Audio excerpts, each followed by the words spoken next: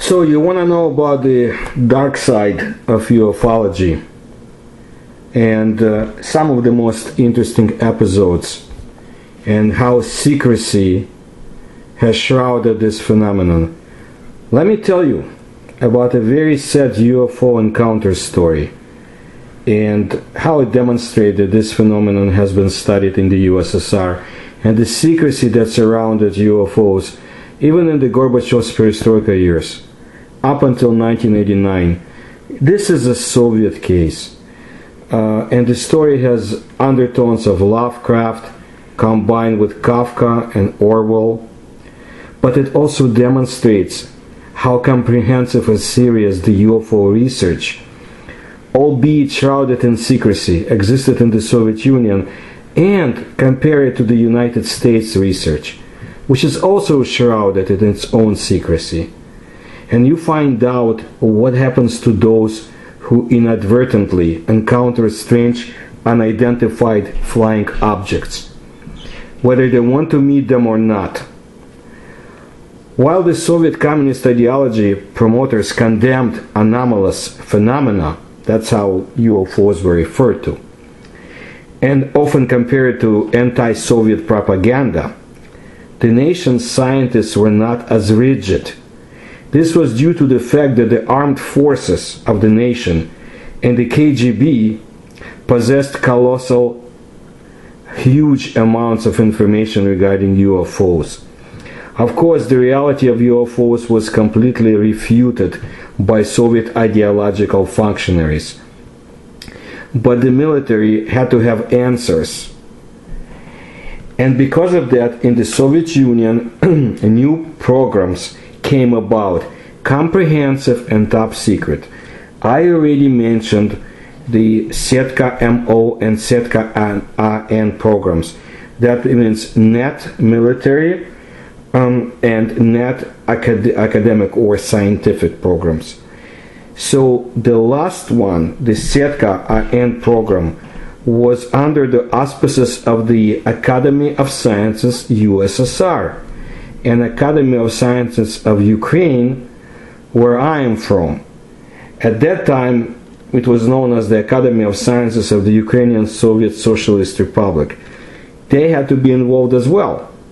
So in 1980, with the help of the president of the Ukrainian Academy of Sciences, academician Paton, an active organization was created in Ukraine, and it was called Секция изучения аномальных явлений в окружающей среде, or section with Department for the Research of Anomalous Phenomena in the Environment. For the sake of brevity, I'll refer to it as Секция. The official head of this Sekция was academician of the Ukrainian Academy of USSR and director of the Institute for the Problems of Strength. His name was Pisarenko. There were 30 top scientists from different institutes of the Academy of Sciences who were involved in it. That includes Alexander Kulsky. I have mentioned this gentleman before and will again. He is a Ukrainian scientist and a writer who knows quite a lot about the history of UFOs in his country because he was involved in it. And you need to understand that the program was not called Setka or net for nothing. The whole huge territory of the Soviet Union was seemingly covered by a net of countless observers whose aim was not to miss any of the cases of the manifestation of the anomalous phenomena or UFO observations. And although the USSR consisted of 15 republics, organizationally the territory of the USSR was divided into 6 regional sections for the study of anomalous phenomena. That's why the Ukrainian section included also in its sphere of interests Ukrainian territory, but also Russia, parts of Russia, not all, Moldavia, Belarus, and Baltic states. Now, I will not go in all of the tasks for the study of UFO phenomena for such sections. You can find it in my books and lectures. But I do want to mention that task number 6 was very important because it involved material evidence from the sites of events, for example, sightings, which was completed with the very detailed descriptions of the circumstances of such observations. And most important, according to the regulations of the section or secция, scientists, civilian scientists who worked there had no right to do independent research or handle independent evidence materials. Under the task number 6, this was the categorical demand from the KGB, secret police of the USSR. That's why all the information that was received from the territory of their region, which was under this task number 6, without any study by scientists, was put in an envelope, sealed. Pisarenko had to sign it, and the envelope was sent straight to the KGB. This they did without any doubts or hesitations, because otherwise the whole existence of secция became questionable and even problematic for the Soviet Union. But no rule is without exceptions, and this is what happened. They got a letter that was sent to a secция in the beginning of 1988. What happened is that at that time Pisarenko had to visit Moscow, the main Academy of Sciences, and he met the head of the Russian section of the UFO study phenomena.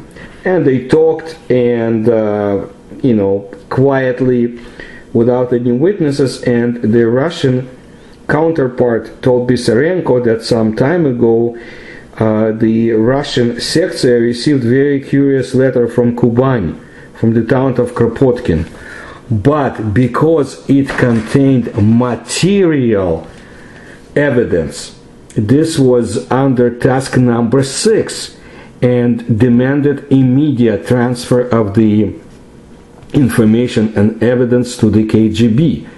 But the beauty of the case was that the letter, although was sent to the Moscow headquarters of the section, came there by mistake, because Kuban was in the auspices of the Ukrainian section for the study of anomalous phenomena. That's why giving this letter to the Ukrainian head of the secция was basically innocent, because no rules were broken. And Pisarenko broke no rules as well, because the letter was given to him unofficially, and that means it was not registered anywhere. And that's with this letter and evidence and something else, Pisarenko left Moscow. 3 days later, he gathered the group of the secция scientists, 7 people, and that's where they read this letter. And something else that was inside the letter they saw. And here is what happened. The author of the letter, Mikhail Bosenko, worked as a local electrician in the village located not far from the town of Kropotkin. One day he walked along the bank of one of the tributaries of the Kuban River, making planned inspection of his service territory. Now this took place on November 17, 1987, and I'm asking my listeners to remember the year of 1987. I'll talk about it later. As he walked, the visibility was great, the day was cloudless, all around Bosenko were vast grasslands. The river tributary was not wide, around 60 meters. The shores were clean and sandy. and only on the other side of the tributary, at the distance of a kilometer and a half, there stretched parallel to the river a low forest protective strip. Suddenly, behind this protective strip, a disc-shaped UFO quickly ascended upwards. The distance that separated the eyewitness and the UFO rapidly decreased. The UFO targeted directly to the point where the stunned electrician Bosenko was standing, basically frozen in one place. And suddenly, somewhere from the sky, from up there at an angle, a second UFO in the shape of a fireball rapidly dived on the first flying saucer. The second UFO released a bright white beam and blew up the first one. When Mikhail came to his senses after the explosion, there was still no other human being around. The second UFO disappeared from the scene of the incident, and only shiny metal fragments were observed by him lying on the river sand. Now calm, quiet, peaceful, the eyewitness gathered these unique fragments and then hurried with them to his home. Okay, so he picked up whatever he saw left behind. Further in his letter, Bosenko wrote in detail about the experiments that he conducted on the recovered fragments. He occupied himself with this at his leisure. He banged the fragments with a hammer, he put them through processed acids, and even melted on the spiral of the electric stove that he used for cooking.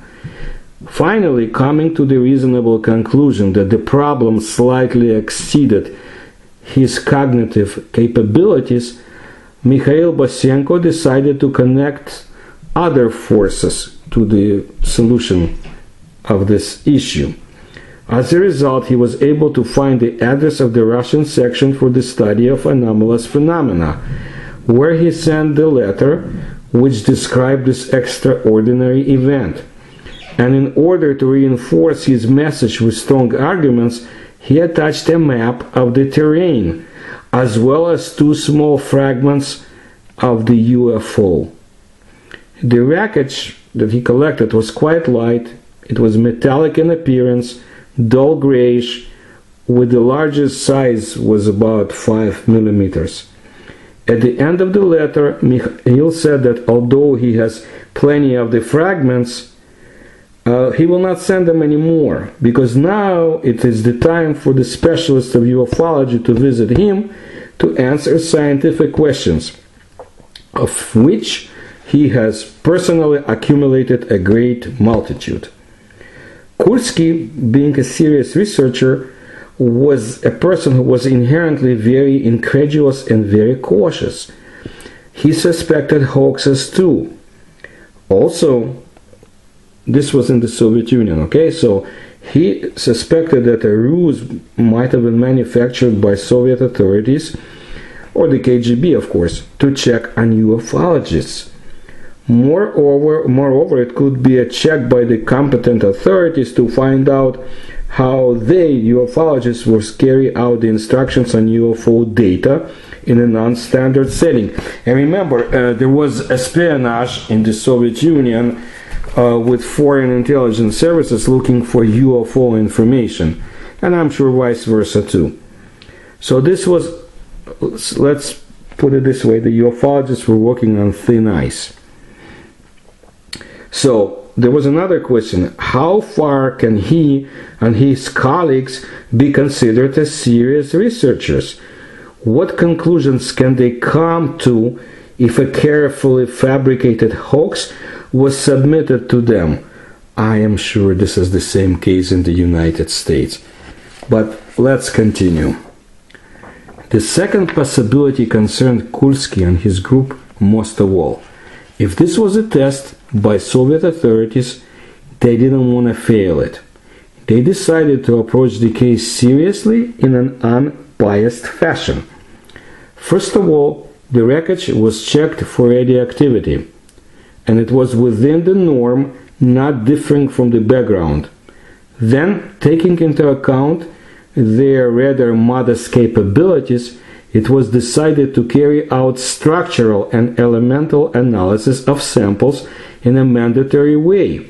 Kulski was able to contact scientists of the Institute of Nuclear Research, INR, of the Academy of Sciences, USSR, and agree on the implementation of the elemental analysis. In compliance with the agreement, two fragments of metals was transferred to the scientists for their analysis. Now, late at night, one night, he was awakened with a phone call. One of the employees of the Institute of Nuclear Research of the Academy of Sciences, USSR, excitedly reported the most unpleasant news for Kulski.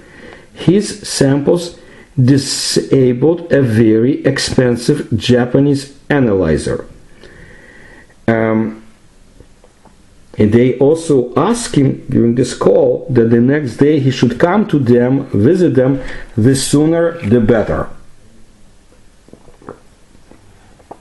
Kulski spent a sleepless night with disturbing thoughts because the KGB's strict instructions were broken and the Japanese device, which cost probably several millions of dollars, was damaged. Kulski was directly responsible, being the last link in the chain of events. But when he arrived at the institute, the scientists cheerfully told him that now the device was fully functional, although no one repaired it. Having learned this main thing that bothered him, now it was possible for Kulski to deal with details. Now, this miracle of Japanese electronics was a spectral analyzer, the principle of which was to fix the spectrum of radiation of the alloy, burned in the flame of the arc electric discharge. But the result was fixed not on the film, it was processed by the computer and then conveyed on the display. Thus, on the screen, there was a histogram, narrow vertical rectangles of different heights. Each of them corresponded to a specific chemical element, and the height indicated the percentage ratio between the different elements in the alloy. As the processing of the information was carried out continuously, it gave an opportunity to discard random deviations of the indications. So the reference alloys reported about their composition by frozen columns of indicators. That was always the case, until the flame of the electric arc began to devour the fragment of the UFO that was sent from the town of Kropotkin. And here miracles have begun. The two components of the histogram, instead of remaining motionlessly frozen, started what Kulski termed as playing the swing, or the swings. The first one of the elements, lead, increased gradually the height of its rectangle several times, and aluminum, respectively, right before the eyes, reduced its height the same number of times. Then they kind of swapped, because now the rectangle of aluminum has persistently crept up, but the lead, well, it went down. It lasted all the time while the process of analysis was going on. The rest of the rectangles, and there were many, having stabilized at the beginning of the analysis, remained unchanged to the end. None of the analyzer's operators have ever observed anything like this before. The explanation of what is happening on the display screen could only be one thing. In the sample of the UFO material, there was a cyclical process of transmutation of elements. In fact, it clearly confirmed the total correctness of alchemy. But to recognize such things in those years in the Soviet Union, that was too much. Therefore, it was immediately accepted there was a more probable assumption, even the Japanese, and that was that even the Japanese equipment can be broken. And that's when they, scientists and the institute, made a phone call to Kulski in the middle of the night. But just sitting near the device idly was not typical for those operators. Therefore, they began to burn and analyze a variety of earth alloys. Everything was fine. Now, the question was how to report such a result of the study to the management of the UFO research organization. They discussed it for a long time and finally decided to make a paired message.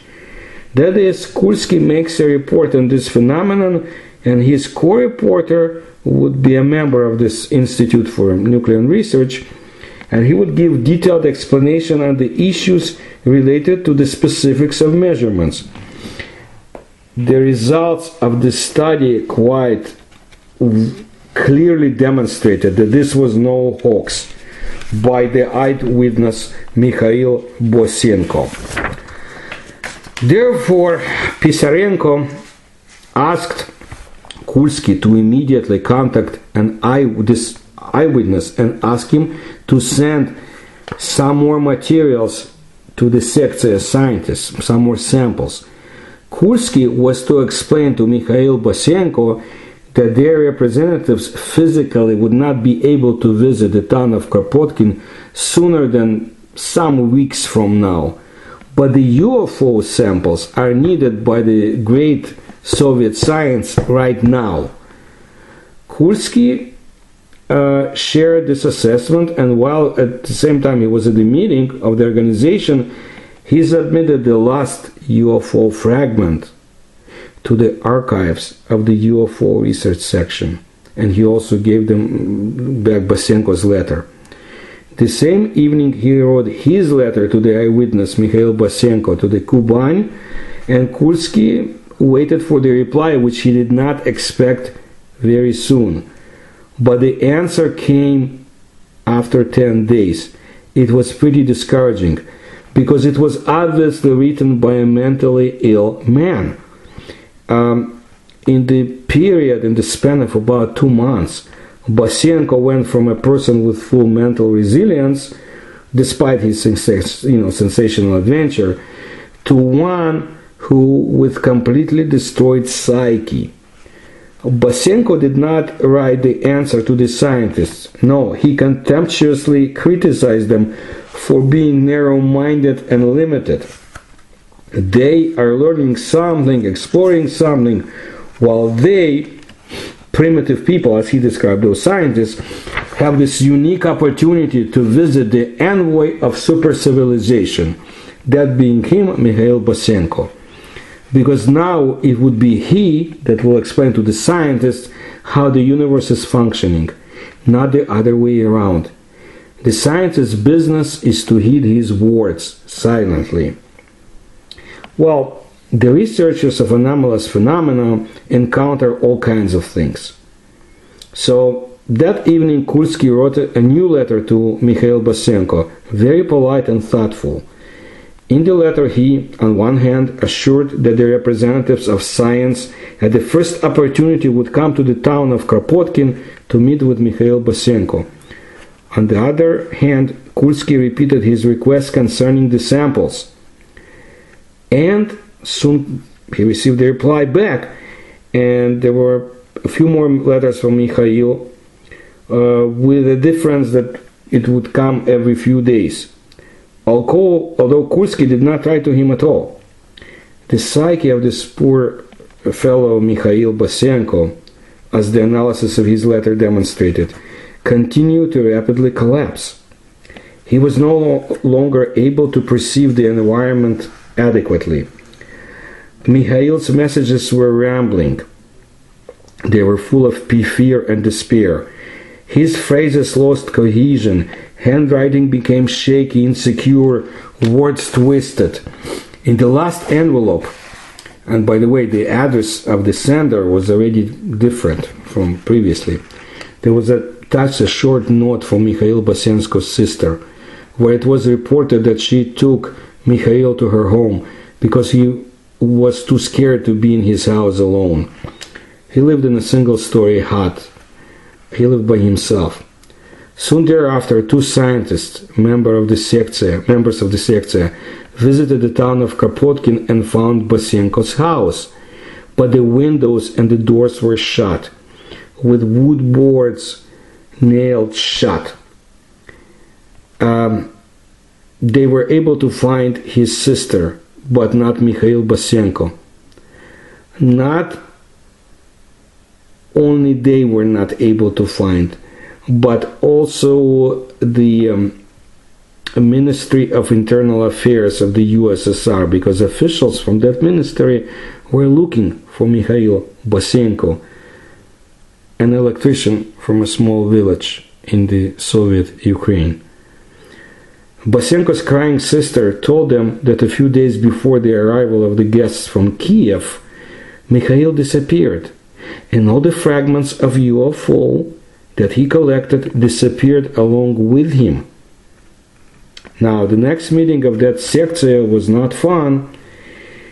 They have all experienced one way or another some dissatisfaction. First of all, because of the, the hindsight of what could have happened, and they reproached themselves for slowness, for being too slow. If they could have departed for Kuban sooner, maybe they could have saved Mikhail Bosenko. So that's how the story ends. For now, let's remember that somewhere in Ukraine there are samples of fragments of the UFO, small ones of course, in some institute or somewhere else. Bosenko disappeared, and he was not the only one who disappeared, who was connected to the Setka program. And secrets are secrets, and there's only so much civilian researchers can know. And Kursky, he's a great scientist, and he's a very diligent researcher. But we don't know what happened to the fragments.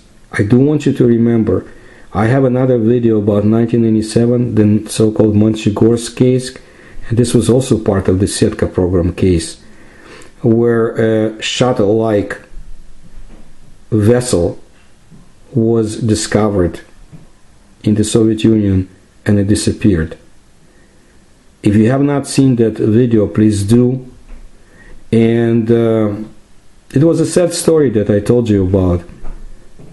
But this phenomenon is somewhat sad in itself, because it is shrouded in secrecy and there is only so much we know. Please share my video, support my research, and thank you.